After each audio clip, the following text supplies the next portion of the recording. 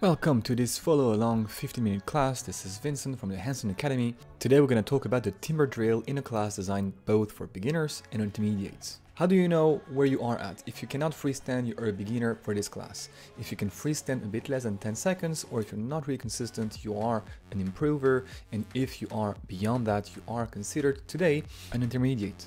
In terms of training volume now, you want to consider both short and longer sessions. If you're a beginner, the short session is going to take you around 15 minutes and the longer session around 30 minutes. If you're an improver or intermediate, those sessions will rather be along the lines of 30 to 45 all the way up to 60 minutes. This allows me to introduce you to this guy, Captain Baguette, who will appear on screen every time you need to pay attention to some very important technical details. And the first one we're going to start with is frequency. You want to practice for shorter duration but more frequent sessions rather than going all in for one session and then not practicing for the whole week. Of course, rest properly in between sessions, and without further ado, let's get to it. For this warm-up, which I'm going to talk you through, we're going to start on all four and lock our elbow pits forward. From that position, keeping our elbows straight, we're going to lean forward and backwards, feeling the weight transfer that happens in our hands in the process. This will be a very important topic during the rest of this session and for the timber drill, so pay attention already as you perform this very simple drill. We are going to do every single drill of this warm-up together, so you can just set your phone or tablet or laptop in front of you and follow what I'm doing on screen. We are now going to lean sideways from one hand to the other, allowing the shoulder that we're going away from to collapse towards the floor. You can add a bit of internal rotation in this process as long as you are feeling safe, and gently stretch that part of the arm and shoulder as you go from one side to the other. After 10 reps, you can actually widen the distance between both hands to increase the stretch. We're not holding that stretch passively, but more so dynamically going from one side to the other.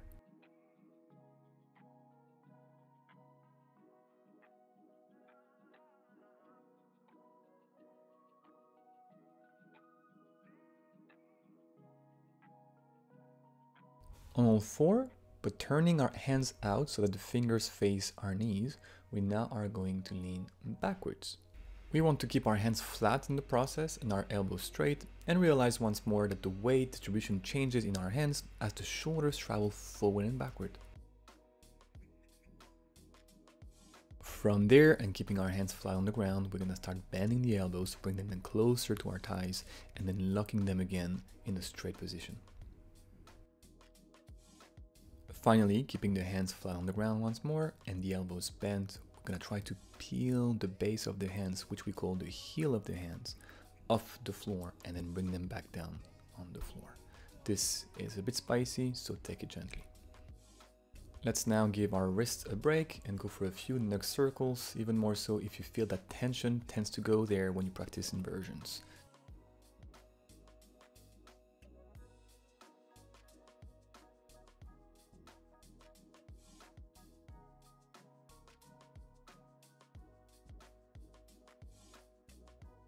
Back on all four, we're gonna get very technical. We're gonna go back to the very first drill we did and think of a line that we could draw from the center of our hands all the way up to the ceiling.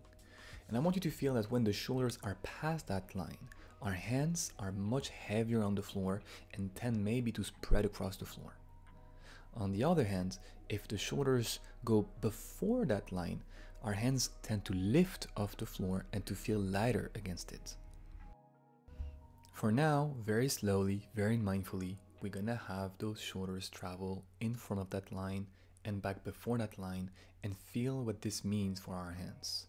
You may even close your eyes to make this even more noticeable. Don't rush it, it's more about quality than quantity here. If we take a closer look at my hand, we can see that it flattens out on the floor as my shoulders lean forward. And everyone is different, so you may find that your own hand does something slightly different, but for sure you will feel the heaviness on it. If you're more advanced, if you're an improver, I want you to stay within the heavy zone that is past that vertical line for 2 to 3 reps, and then consciously allow the shoulders to come before vertical, point at which our hands become light again.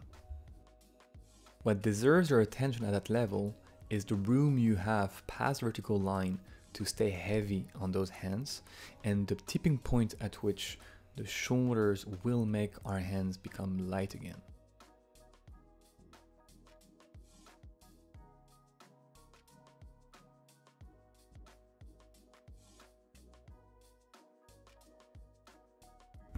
Zooming in, again, this is what will happen. The shoulders move forward and backward, but doesn't go before vertical, therefore the hands stay heavy on the floor, and then consciously we allow to lean away from that vertical axis, and suddenly we feel our hand peeling off that floor.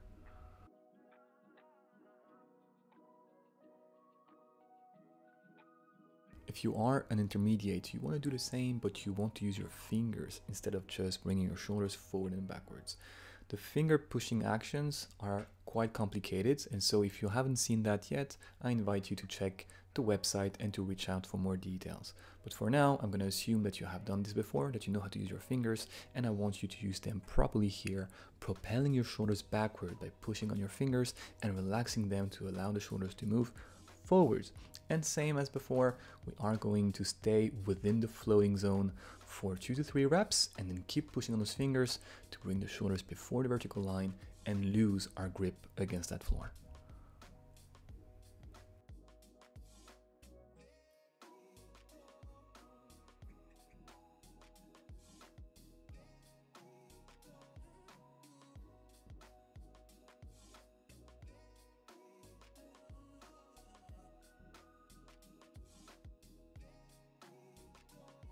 Moving on, we're gonna start in a sitting position and go from one hand to the other, pushing ourselves from one side to the other for 45 to 60 seconds. The idea here is to think of our arms as if they were legs and as if we were landing out of a jump. So we want to bend that elbow and receive the weight on one side and then push against that arm to reach as far as we can on the other side. You can try landing those hands further away from or closer to your body and change the direction of your fingers for different stimulus around the elbow, wrist, and scapula.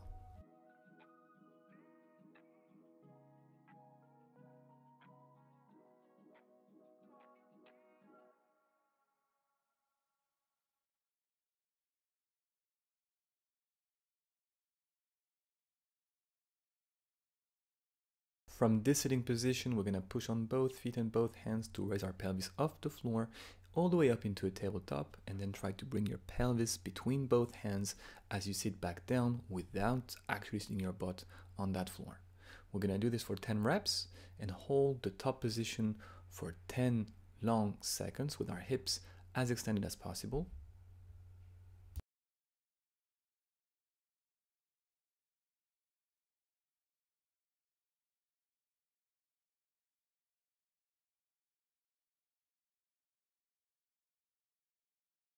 And if you're a bit more advanced, try to hold the bottom position with the feet off the floor for 10 more seconds.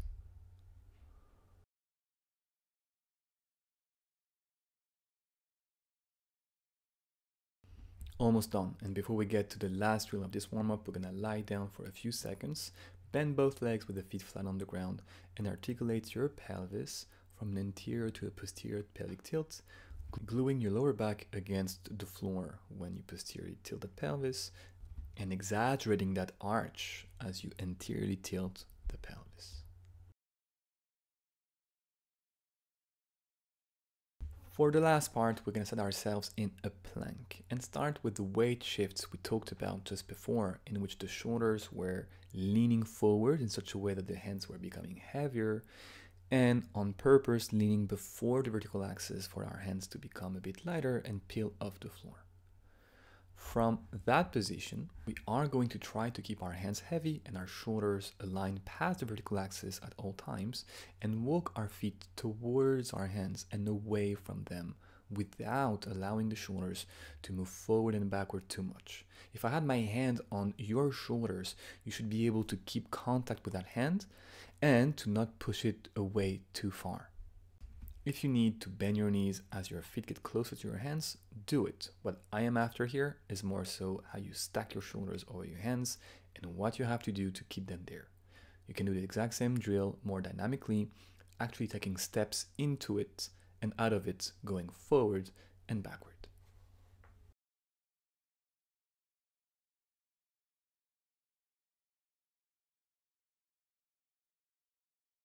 Time for the technical bit. Beginners, I want you to warm up in your kick-ups, trying to land against that wall with one foot or both feet, and if you are not there yet, if you cannot reach that wall, reach out to me or send me a comment or send me a message and I will show you what you should do. I am showing both at the screen, but I would like you to keep either both feet together or one foot on the wall. Do not alternate between one position and the other, and go for 5 sets of 2 reps. Improver, I would like you to do the same, but to land also butt on the wall, feet off the wall, one foot on the wall, and both feet on the wall. And you are actually going to do all 3 shapes to really understand the difference between them 3 as you warm up into your session. 2 to 3 sets of 2 reps for each shape. Intermediates, we're gonna go for tapas of kick-ups, so add to the equation your straddle, your frog, and your tuck, and please ensure to land consistently softly, or even to float before you land for every single kick-up. Now to the main part of this lesson. We're gonna kick up against the wall, beginners. Reach the wall with either one foot or both feet and pay attention to where our shoulders are over our hands.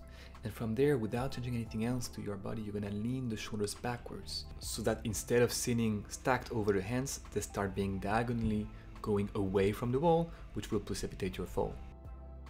So yes, you are asked to actually fall out of a handstand, to quote unquote fail your handstand by bringing the shoulders away from their stack, away from their axis without changing anything else. You will feel that the foot staying on the floor becomes lighter and lighter before this actually happens. Improvers and intermediates, you want to do the exact same thing, but have your hands a bit further away from the wall if you're working on a foot to the wall position, and just as close if you're working on both feet on the wall. What I am after here is as gradual a takeoff as possible, only through the shoulders moving away from their axis.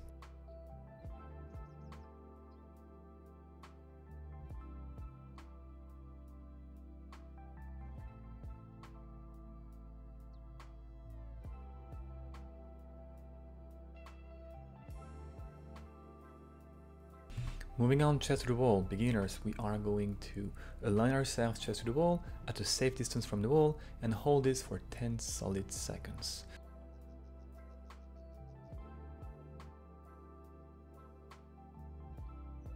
Improvers, you want to do the same thing for 3 sets of 15 seconds, resting roughly 30 to 60 seconds in between with one leg off the wall, and this should not change anything to the alignment that you have between the hands, the pelvis, and the shoulders. And if that's a bit obscure, we will talk about this in a different lesson later.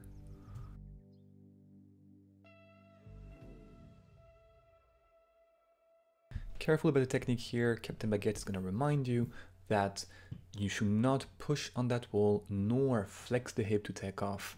Your takeoff should happen in such a way that your foot is passively peeled off that wall. Intermediates, you are going to hover off that wall in whatever shape you see fit for 15 seconds.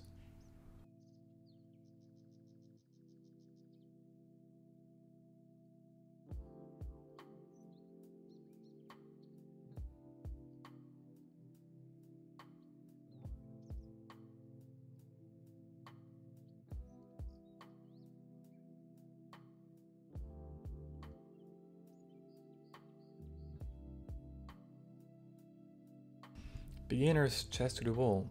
We are going to try to feel the same that we just experienced back to the wall. If I lose my stack, what is this going to do to my sense of balance? So we're gonna align ourselves chest to the wall, try to align your pelvis over the shoulders, over the hands, and again, try to misalign your shoulders, this time towards the wall. What is this doing to the weight that you can feel in your hands, or what is this doing to the weight of your feet against that wall? And what you should feel is that your feet become heavier because the weight is being poured away from your hands into your feet, which freestanding means that you're losing your handstand. Improvers, you want to go back to this alignment with one leg off the wall, feel that the foot on the wall is light if you have found your alignment properly, and then lose the shoulder axis, shoulders towards the wall, and feel how you are invariably falling back to the wall.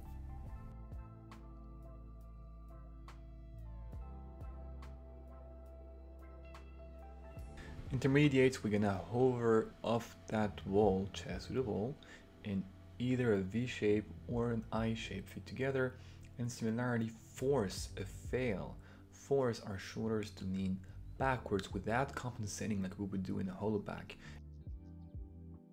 We are going to go back to the wall, kick up and take off. Now I'm assuming that you know how to take off for this one, which is without pushing on the wall to take off, without flexing the hip, but sheerly pushing through the fingers because the shape that you have found is functional. Improvers, I want you to go for ping pongs instead of just takeoffs. That is, you want to push yourself off the wall and then relax the fingers to come back against it.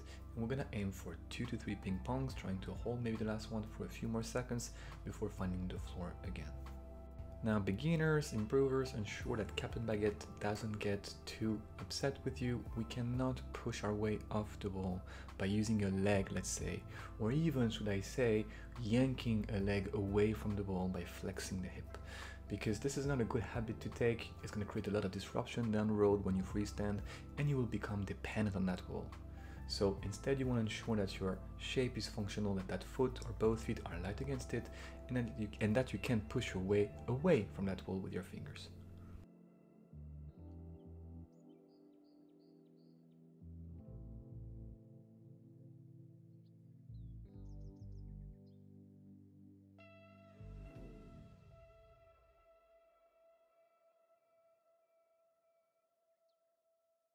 Intermediates, you want to aim for the same, but you want to float before you land against that wall. We're gonna ping pong once, twice, 3 times, maybe trying to hold it a bit longer every time you're off that wall.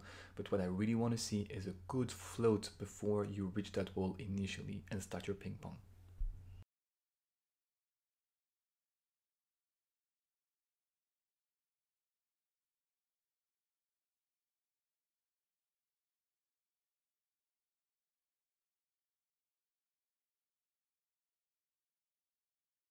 And that's all for today, folks.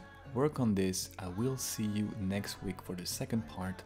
Send the homework in the Facebook group. You have the link in the description in case you're not a member just yet. We will see what you have done. We will have a live Q&A on Saturday. And from next Tuesday onwards, we will see how we can use the timber drill and that heightened awareness to correct better our handstands.